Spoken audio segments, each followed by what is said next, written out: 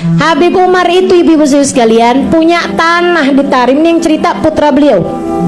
Habib Umar tuh punya tanah di Tarim. Semua orang tahu kalau itu adalah tanah yang sudah dibeli sama Habib Umar dari saudara-saudaranya, warisan dari bapaknya. Jadi warisan, tapi udah yang lain-lain haknya udah dibayarin sama Habib Umar. Jadi tanah itu jadi punyanya Habib Umar.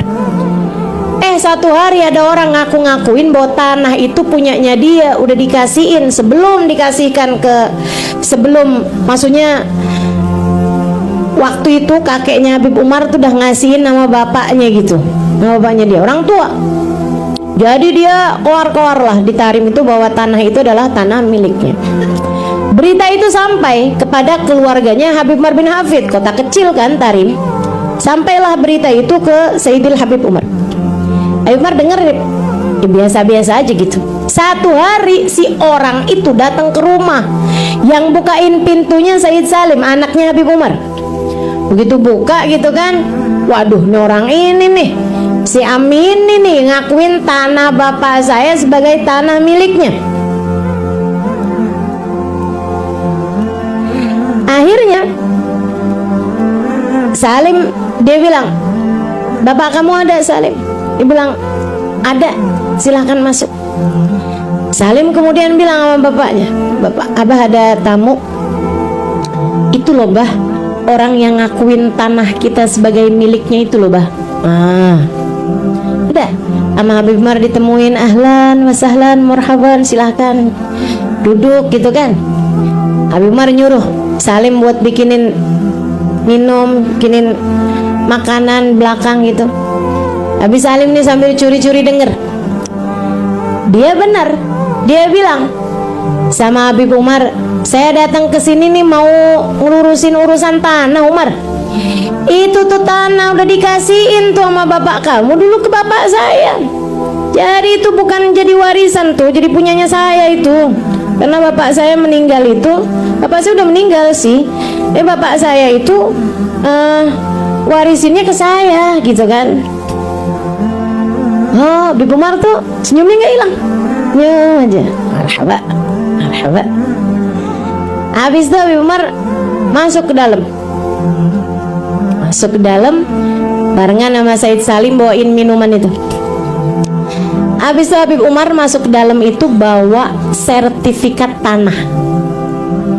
Salim ada di situ, jadi dia dengar dengan benar tuh. Si sertifikat tanah itu Salim kirain bakalan ditunjukin nih namanya, nama bapak saya, luasnya sekian, ini itu apa segala macam gitu ya, dikirain. Ternyata enggak loh. Sama Habib Umar bilang, ini surat tanah dari tanah yang kamu maksudkan itu, silahkan ambil. Jika ternyata tanah itu adalah milikmu, warisan dari ayahmu, maafkan saya, selama ini surat tanahnya ada padaku. Kalau ternyata tanah itu adalah tanah milikku, warisan dari ayahku, dengan ini saya menghadiahkannya untukmu. Ini ibu malah jawabnya astagfirullahalazim. Ketara banget ya. Kalau kamu ada di situ, Bib, jangan Bib. Bib sayang Bib. Masya Allah. Itu sampai anaknya sampai gimana tuh tadi? Habis orangnya tuh sampai pelukin Habib Umar, makasih Habib, makasih Habib, makasih Habib. Waduh, senengan banget, nangis sampai gitu deh, terharu. Habis itu keluar dia. Habis dia keluar, Habib Umar santai aja kayak nggak ada apa-apa gitu. Anaknya nanya gitu, bah, itu kan tanah punya kita, bah, abah malah ngasihin sama dia kan ngaku-ngaku doang, bah. Abahnya bilang, Salim, kamu mau apa? Bapak kamu ini nanti di akhirat ketemu sama Nabi Muhammad, terus Nabi Muhammad bilang, oh ini dia nih Umar bin Hafid yang rebutan tanah waktu di dunia. Saya nggak mau jadi orang yang nanti ketemu sama Nabi Muhammad dan Nabi Muhammad bilang ini adalah seseorang yang mau-maunya berebut dunia sewaktu dia ada di dunia.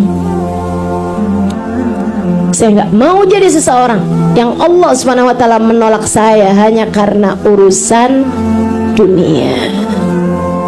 Kita nggak mau jadi orang yang kayak begitu. Ya, jangan pernah menguasai haknya orang. Jangan, hati-hati. Yang haram, walaupun punya saudara kamu sendiri, tapi tanpa seizinnya, tanpa sirodolnya, satu danik tuh 5.000 perak atau 10.000 perak lah. Kamu dapat dengan tanpa ridhonya. 70 kali sholat fardumu yang diterima Allah harus kamu bayarkan untuknya di akhirat nanti. Banik min haram, kata Nabi Muhammad. Kita nih sholat fardu kita yang diterima sama Allah belum jelas apakah nyampe 70 apa enggak. Mau-maunya kamu bayarkan untuk 10.000 perak yang kamu ambil, padahal dia adalah bukan hak kamu. Sayang-sayangin ibadahmu, sayang-sayangin dirimu. Yang hati-hati sama yang haram, yang hati-hati sama yang haram. Jangan berani-berani sama yang haram. Tapi kalau ada orang mau ngambil sesuatu dari hak milik kita, ikhlaskan. Ikhlaskan. Biar kita nanti senang di akhirat. Insya. Sebab hidup di dunia bukan cuman perkara dunia. Ia adalah perjalanan panjang. Semoga membawa kita sampai surga. Semoga membawa kita sampai berjumpa dengan baginda Nabi besar Muhammad sallallahu alaihi wa ala alihi wa sahbihi